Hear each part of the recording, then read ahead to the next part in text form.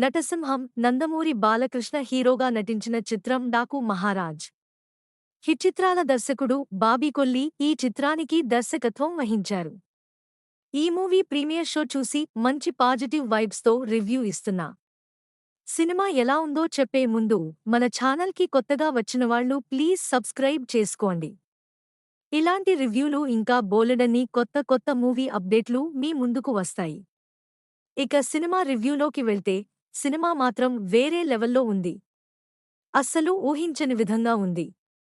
Mass ప్రేక్షకుల కోసం design చేసినట్టుంది. యాక్షన్, ఎమోషన్స్, డ్రామా, హ్యూమర్ లాంటి అంశాలను దట్టించి ఈ సినిమాను రూపొందించారు.